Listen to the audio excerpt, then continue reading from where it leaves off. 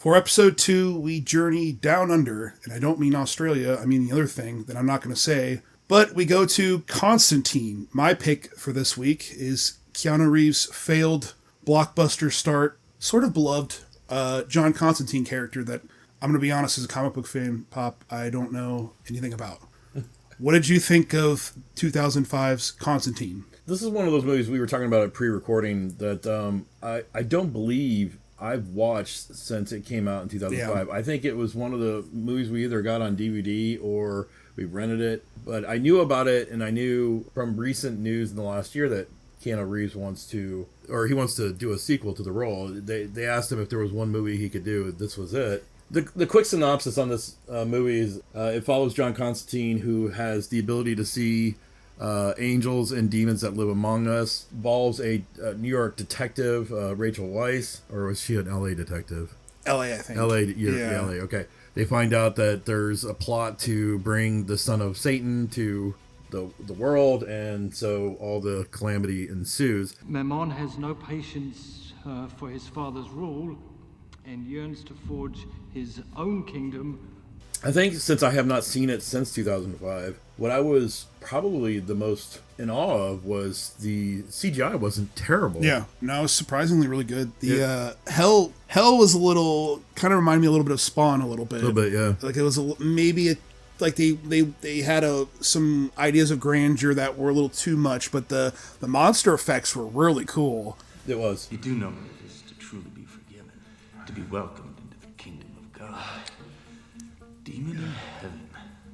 It actually kind of reminded me of how Stranger Things looks at Upside Down. Like, hell is our reality only in a hellscape, and there's people being torn apart. But I was really kind of amazed.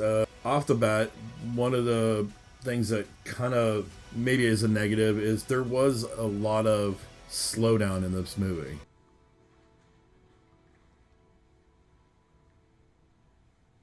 There's just things in this movie that I love, but there's also things that I don't understand. They gave him a sidekick played by Shia LaBeouf, but I didn't even remember him being in this movie. John, the man's a legend. Yeah. They really didn't build his character, and I think he had maybe 8 minutes of screen time total. And the weirdest, kind of out of nowhere, death in a movie I can think of. Because he got basically WWE body slammed to the ceiling, and I'm like, is he dead? Oh, no, he's dead. He got Loki'd from Avengers. Yeah, basically. Yeah, the Chaz Kramer.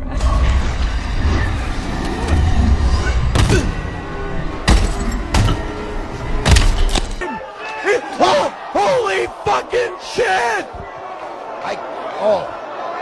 Possible broken sternum. I liked how the world had this semi-continental feel. Like there was this kind of unspoken rules about things. Heaven and hell basically had this agreement about how to walk Earth. And listen, John, demons stay in hell, angels in heaven. The great detente of the original superpowers. That's why the devil's son was basically going to cause anarchy in terms of the rules or whatever. Right. Mammon has no patience for his father's rule and yearns to forge his own kingdom. What do they call that? The device thing. This was a spear, but what is that called? It was the Dial of Destiny. The Spear of Destiny. The Spear of Destiny or something like that. Yeah. And I was like, it gave me like really shitty Indiana Jones vibes, and this poor son of a bitch finds it in the middle of everywhere. And I don't know that it actually connected the film. To cross over, Mammon would need divine assistance. To cross over, Mammon would need the help of God. No, right? So I guess it was the actual weapon that was used to kill Jesus. Right. And it was going to bring, basically remove the rules and allow people to walk on Earth. Spoiler alert, the bad guy in here is the Archangel Gabriel, played by Tilda Swinton, who looked amazing in this movie. Yeah. So she's got to use the spear on Rachel Weisz's character, who, like her sister, has the ability to see things like John Constantine's character does. She needed to use the spear to kill her to bring the son of Satan out. And they even kind of mentioned Manamar, I don't even know what his name is, the son of Satan. To cross over, Mammon would need... He had to have these levels to be brought out, and they needed a psychic. Mammon would have to possess a very, very powerful psychic. So I think Rachel Weisz's character was also like a psychic, which I don't believe Constantine's powers include being psychic. It's just the ability to see heaven and hell as they walk through Earth or whatever. So that part was a little, because I was kind of like guessing that's what her abilities were, but they really weren't. Sister embraced her gift. You denied yours. Denial is a better idea. It's why you're still alive. My big problem with the movie is the climax conflict was so here and gone. It was. Like, I had no idea. I was like, oh, the movie, like, this is the movie. This is it. And it was just kind of when the climax takes place at the psychiatric hospital where Rachel Weisz's character's sister, Isabel, had killed herself. She was there currently with Gabriel in the same pool area. But outside the pool area was this waiting area full of demon and people suit. That was a cool scene, but like you said, that it came and it went. Yeah. Yeah, and then the part that I always remembered of the movie, which I think a lot of people do, is Peter Stormare's take on Satan, which is very hammy. I didn't think you would make the same mistake twice. Over the top, but it's very fun. But that's the only scene in the movie that he's in. Or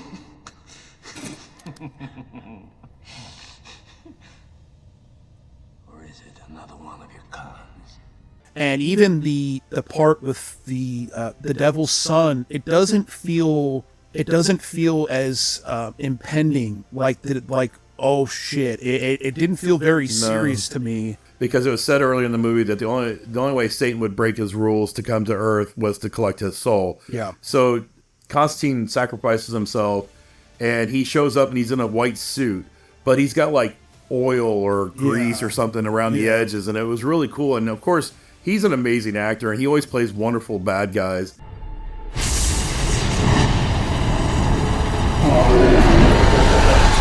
Gavin Rossdale's Balthazar character was really slick, and I like that.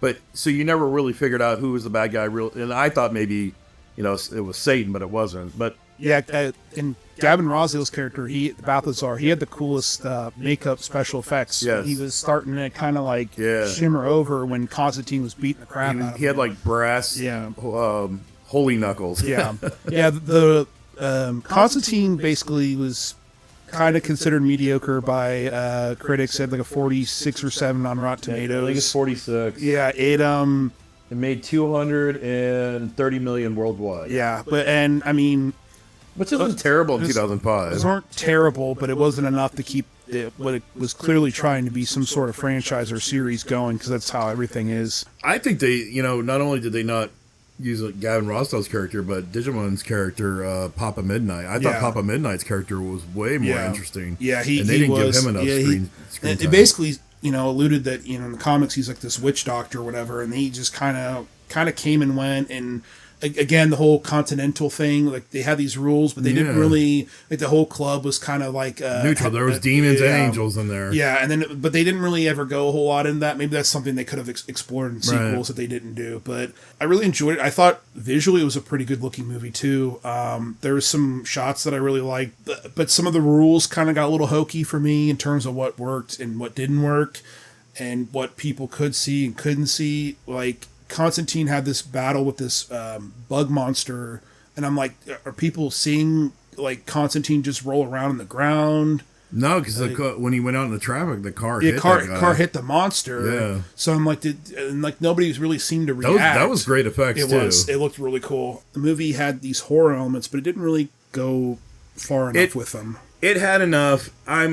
Everybody knows I'm a wuss when it comes to horror movies. I'm not a big fan, but it did have enough jump scares in there, and I knew because there was these long pauses, and you're like, okay, there's going to be a jump scare here. Yeah, when he did the Exorcist in the beginning, he kind of like leans his ear in, and it's like, oh, there's going to be a jump scare, and there was. Hey, come here, you. If I tell you to get out there, I don't give a fuck if you got a thumb up, you fat crack.